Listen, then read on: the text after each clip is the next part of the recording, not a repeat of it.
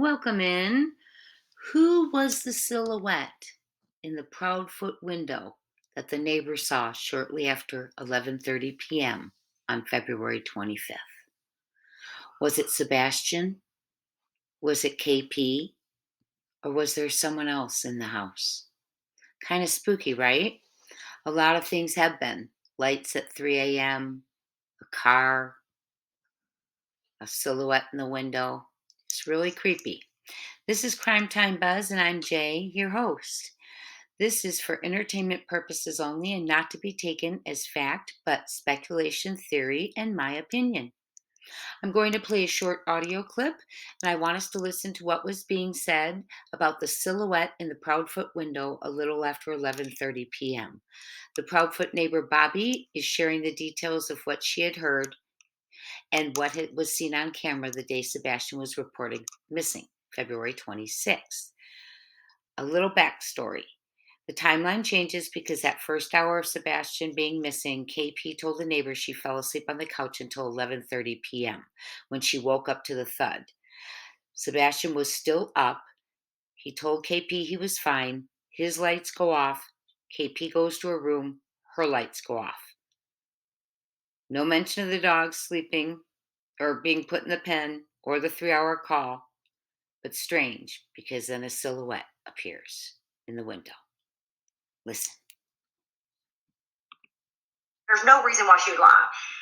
She said when Katie they had gotten home from Texas Roadhouse, took the trash out, so on and so forth. Sebastian was in his room. She was in the kitchen, I guess, getting whatever done. And from her house, she's close enough to where she can see from the Ring camera, like the lights inside, because it's dark. So I mean, if you have lights on, you can see it. And so she said that she could see the lights in the house around 10 or so.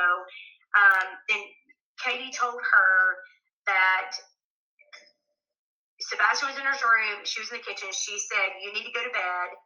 And he said, "Okay."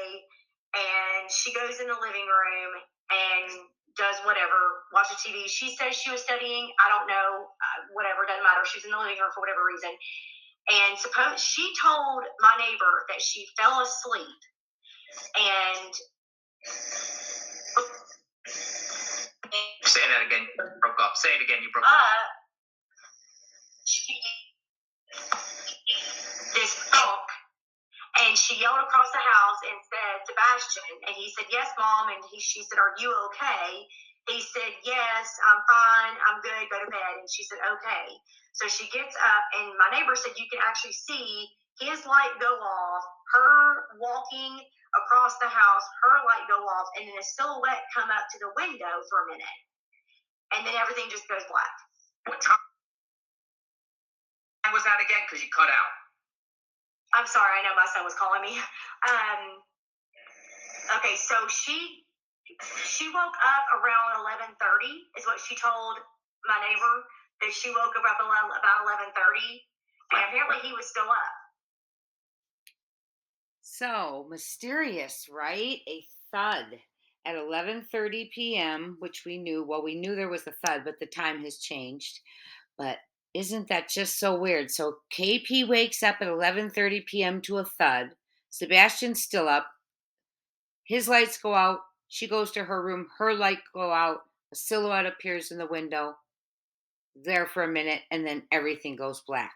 It just gets weirder and weirder. Do you think it was Sebastian? KP? Because Sebastian was awake. KP, or that someone else was in that house? It's just weird. I just want justice for Sebastian at this point, as I know all of you do too. Thank you so much for being here for Sebastian. Green hearts and justice for the little guy. Thanks so much. Be safe, especially if you're traveling this week, and I will see you next time. Talk soon, friends.